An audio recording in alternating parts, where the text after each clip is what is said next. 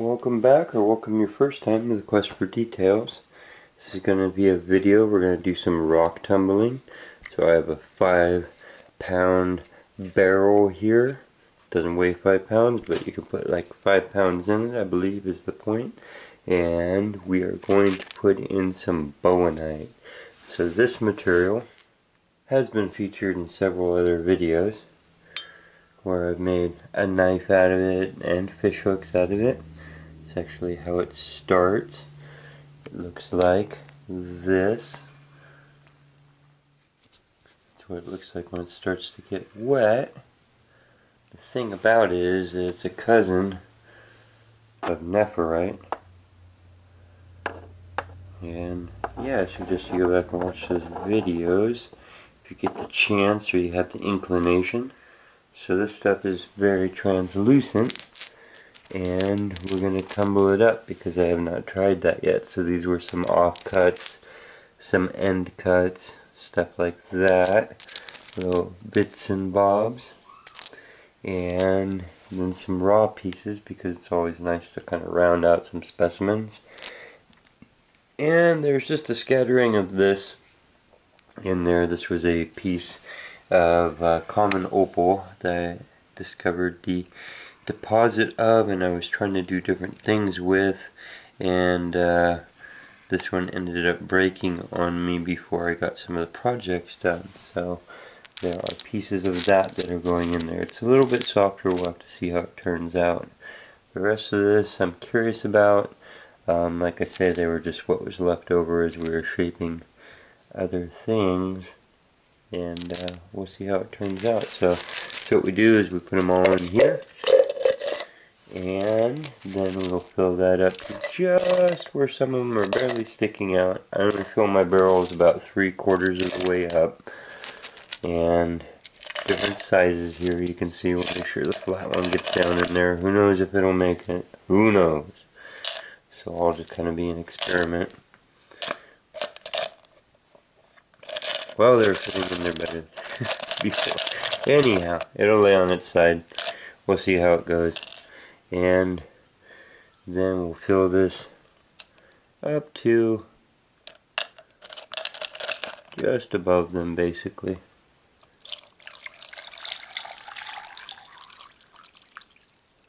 And then we'll put in the grit and start them tumbling, and then there'll be the different, just like sandpaper, where it goes rougher and less rougher and more finer and finer until it's polishing. We have different sands of polishing grit that we have to put in there. We'll go through that process, and then I'll show you how these turn out. I'm pretty excited because this is a beautiful stone, and I love the randomness of tumbling. So guaranteed some of those are going to be really cool, and some of those will break up, and it's just all the process. We'll have to see. And some things are really hard to tumble and get an actual polish on. So we'll have to see how the whole thing goes. For now, we'll go put the grit in there, and it'll be on its way.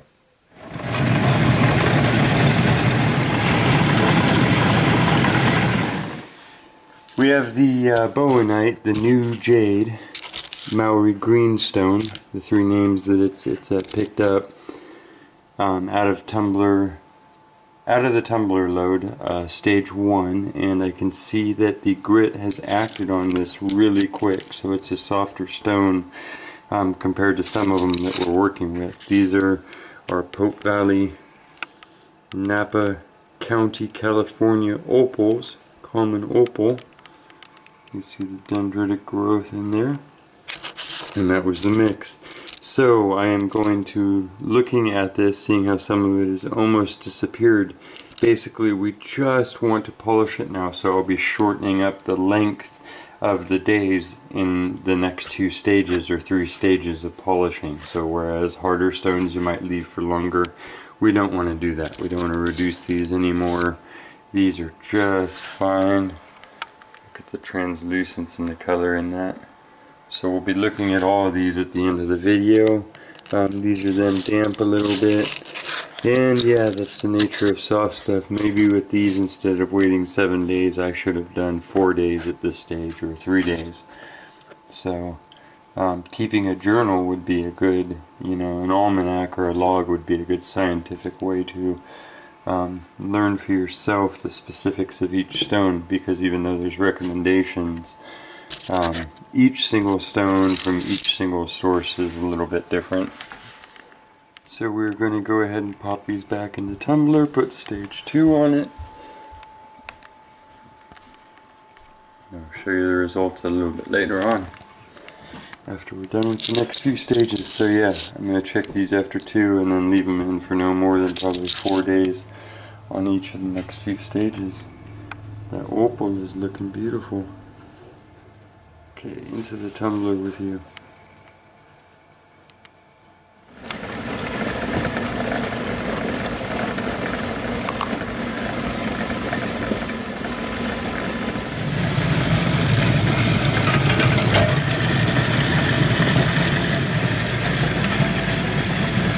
Okay, we have this bowenite that we tumbled up. I skipped a few stages of showing you me scooping in the different levels of polishing compound. I'm going to put in some terry cloth now and a little bit of soap, and we're going to burnish them now for a few more hours and get all of the polishing compound out of their pores, and then we'll be ready for the reveal. So please stay tuned. Okay, here's our tumbler load out of the tumbler. It's gone in for its last little bit of burnishing. Soap rinsed off now. And this is the common opal from here in Napa County, which is a pretty rare thing for Napa County. These came from big pieces, which is the rare part about it. And the 2 flavors of bowenite, the stuff from up in the watershed of the Sacramento River, and some from out on the coast of California. And so that is a type of serpentinite mineral, one of the minerals in the serpentinite family. What's called the leafy, as opposed to fibrous, antigerite branch of the serpentines. So I took a bunch of random pieces. It starts off really rough, as you saw in the first part of the video and other videos. The idea of this was to put it in the tumbler and see what it did. So I know it looks like a smaller load than you'd normally see for these 5-pound tumblers, and that's because it is. Both of these reduce down tremendous amounts, so dialing in the amount of time for each of the grits and dialing it down to the absolute minimum that you would need for each stage would be important with this soft of stone, so that you don't grind off more surface area and all around mass than you wanted to. So each stage I'm going to be practicing shortening it up, because these are softer rocks. So I'm going to kind of make that a policy. The harder the rock, the longer each tumbling stage needs to be. Didn't lose all their volume, but some that were, you know, this was probably $50 size raw chunk ended up turning into that. So, but what we did get was nice stable cores out of the whole thing. These can be carved down. We're going to look through them. You can see the different levels of translucence, but first I'm starting with going to put these in some mineral oil, because this is kind of in the soapstone family, serpentine family, and common opal can benefit from it also. It's just something I like to do. This is pretty darn stable. So you've seen this come out of the ground, sit around in open air, be slabbed, and now tumbled inside a tumbler. So if you know opal, that's a pretty stable opal right there.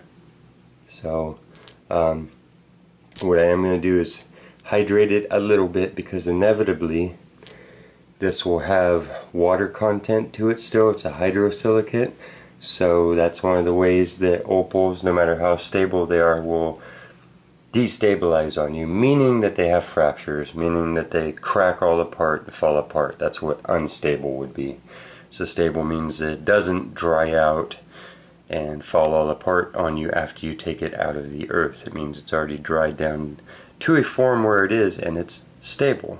So one of the things that you can do, knowing that over time, no matter what, it's going to lose more water out of there, is you can put it in mineral oil. That's one of the tricks that they do, and that replaces some of the space lost with the water with the mineral oil, and you can treat your stones like that. You can actually look it up. There's a lot of minerals and gems and things like that that can benefit from the mineral oil for the same reasons. Same reason you do a soapstone counter, same reason I'm going to put these in there. I don't do it to every stone. There's stones where I don't want the oil coming back out later. I am doing it to this batch. So for that I went on to Amazon. I got this. I'm not saying it's the best. I know nothing about this particular brand, but it'd be good enough. It's a food grade raw and rare mineral oil. So you can rub it all over your face, all your tools, all your possessions, and eat it, I guess. So it's got vitamin E. It's non-GMO, but what we're going to use is reuse this little mountain mix granola thing here. Alright, tip this over. Not spill oil all over. Not spill oil all over. Put that back in our limited rock supply area. And then I'm actually going to let these soak in here a bit.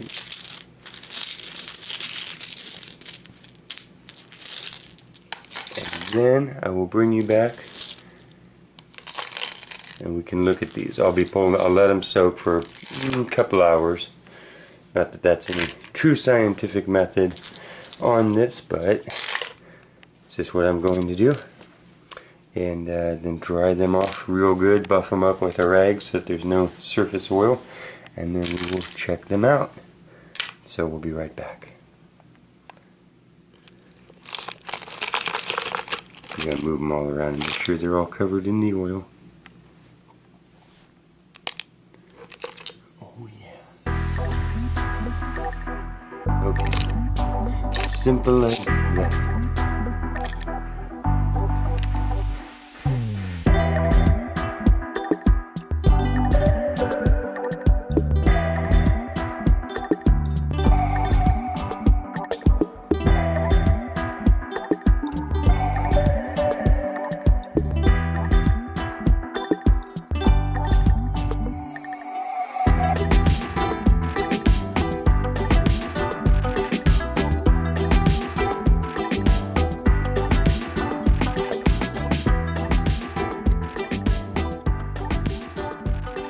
Okay, so here's everything pulled out, and just lightly wiped it down. I'll probably let them continue to soak in, and you'll see them get more drier as they sit and absorb the oil. Keep in mind that some people, to stabilize an opal, will soak it in mineral oil for years and years and years, and some opals can't be stabilized, and so they have to be kept in mineral oil. So you'll see them in little displays in jars and a fluid that's usually mineral oil, and that's the reason why a lot of opal is cut very thin and it has a little quartz lens glued on top of it and something like black onyx underneath of it to give a nice background to the color, and those are called triplets. So that's the reason for triplets, is because opal is so fractious or unstable. So let's go ahead and go through this and look at them.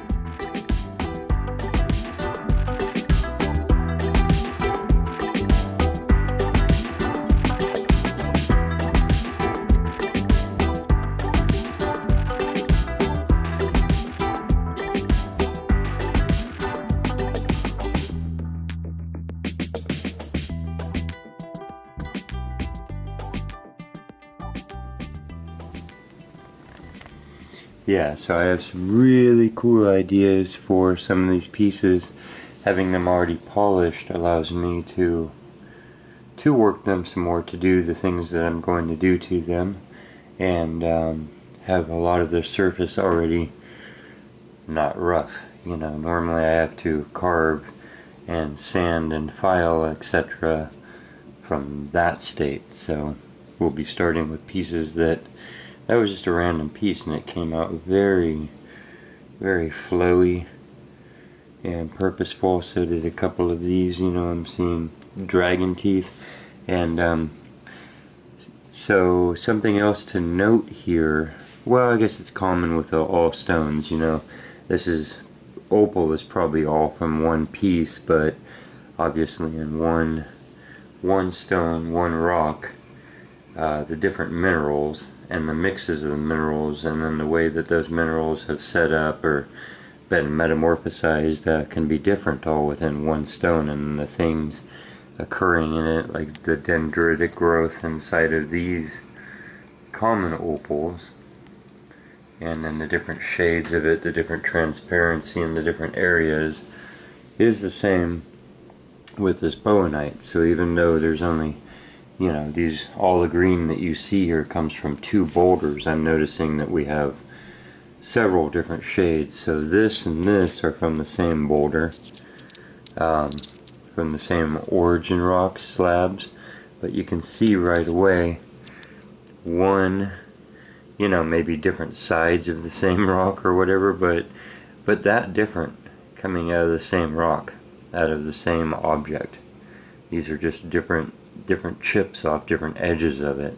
So that one, you can see the green of it, and you know, it has more of a lighter coloration in there that's mixed in, and so that's creating this real kind of apple green glow to the whole thing.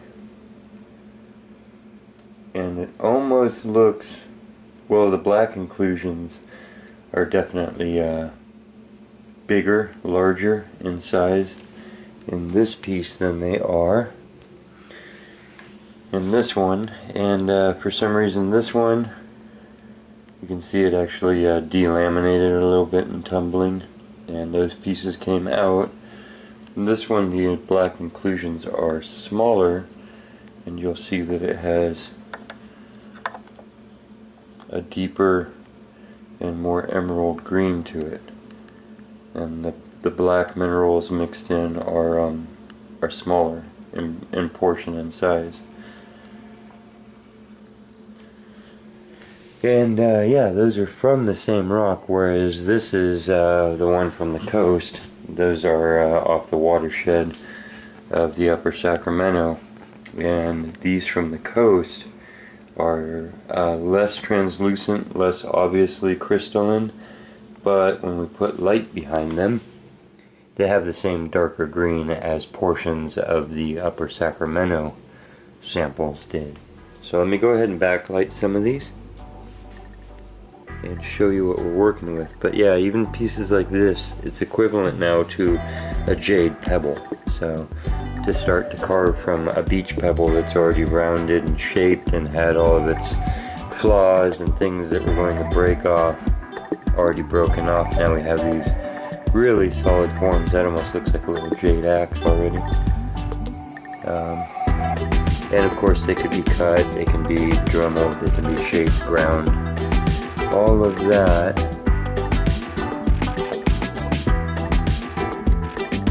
Okay, let's get some light on the subject.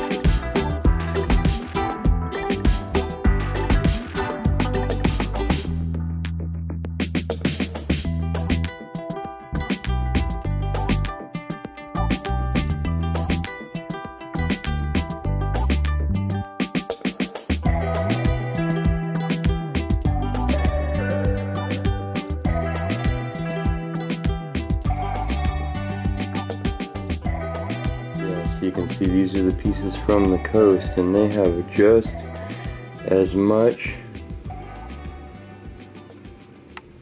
pretty green deep color to them, but they are overall just a little less translucent. The light just passes through it a little bit less. You have to take these down thinner, like there's more particle overall for the light to have to pass through, but it's no less beautiful and green when it does. See, like this is from the coast, this piece, and the same thickness slab from the Upper Sacramento samples that we were taking, you could hold this up to the sunshine and it would shine through it, which is not the case with this. It's less translucent, but when we do pass light through it, you can see that it has a beautiful green glow.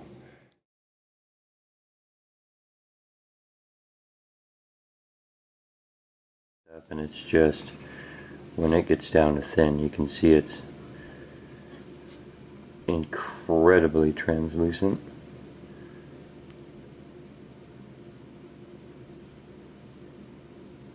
Also incredibly thin because it wore down. And in pieces of this size, we are not at all going to be able to see any light through, probably. Yeah, maybe right around the edges for now. But just like you can work a pumpkin, you know, to where the candle light comes through at the different depths that you want for shading, you know, all of these can be used like that. This is one of my favorites.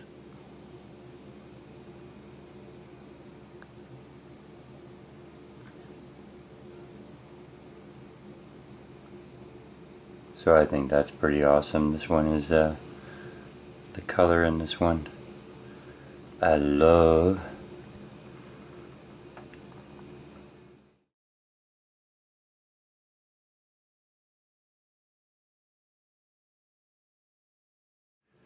I think that it's equal in beauty to all of the other green things in the world.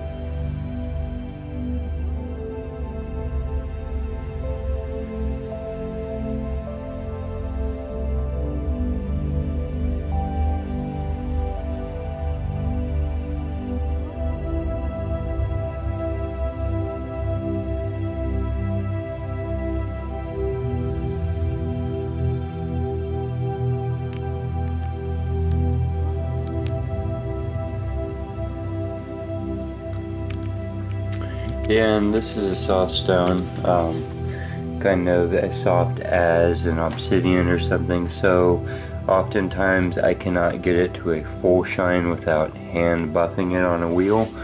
and so that's just part of the game. Luster.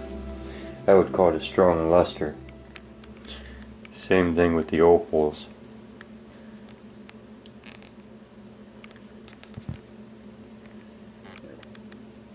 But having them this far along takes just about, a minute on the side of one of these to make it absolutely shiny. So as we work on them and then we go back and polish them is when a lot of that will show up.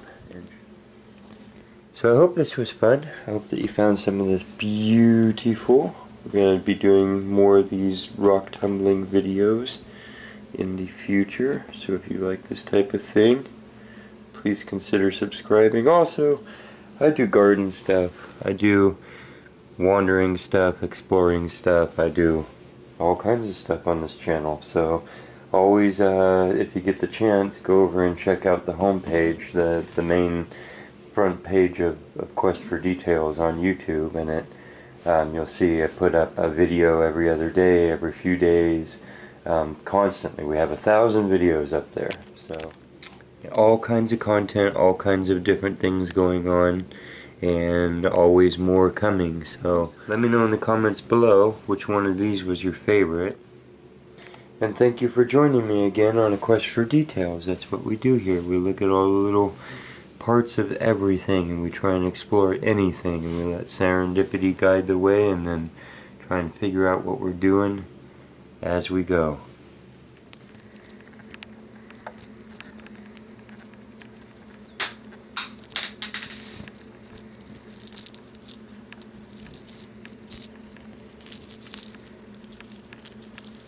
And that's how that load is going to get processed up to be stored away. It's a little bit organized so that you're not a hoarder. They say if you're organized then you're a collector. So these are no longer raw.